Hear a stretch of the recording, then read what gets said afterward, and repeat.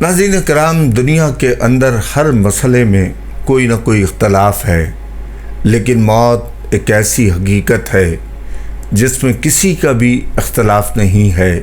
ایک مسئلہ ہے جس پر ہر کسی کا اتفاق ہے، چاہے وہ کسی بھی مذہب سے تعلق رکھتا ہو۔ موت کا علاج بڑے بڑے سائنسدان، فلسفی بھی نہیں کر سکے۔ افلاطون جو کہ ایک بڑا فلسفی اور عالم ہو کے گزرا ہے، کہتے ہیں کہ وہ علوم نجوم کا ماہر تھا۔ کہتے ہیں کہ افلاطون نے یہ دعویٰ کیا کہ وہ موت کا علاج کر سکتا ہے۔ اس نے اللہ تعالیٰ سے دعا کی، اس کو موت کے آخری وقت اور آخری لمحے کا بتا دیا جائے۔ اس کی دعا قبول ہو گئی۔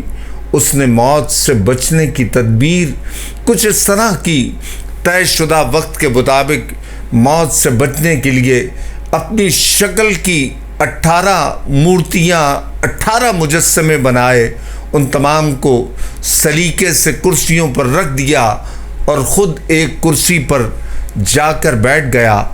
وہ سوچ رہا تھا کہ جب ملک الموت آئے گا تو وہ دیکھ کر حیران ہوگا، یہاں تو بہت سارے افلاطون موجود ہیں، میں کس کی روح قبض کروں؟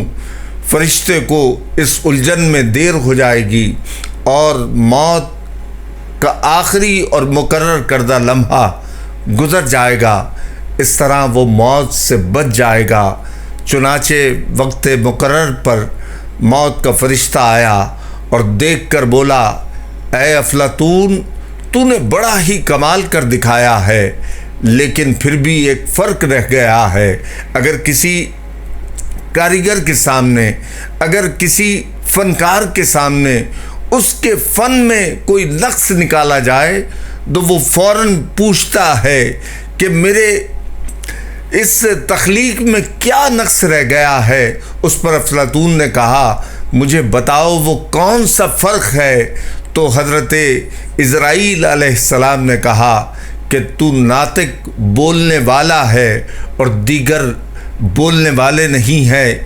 اس طرح یہ مدعی اپنے دعوے میں ناکام رہا۔ خلاصہ یہ ہے کہ ہر کسی کو موت کی تیاری کرنی چاہیے۔ موت سے کسی کو مفر نہیں ہے، لہذا ہر شخص کو اپنے انجام کی فکر کرنی چاہیے۔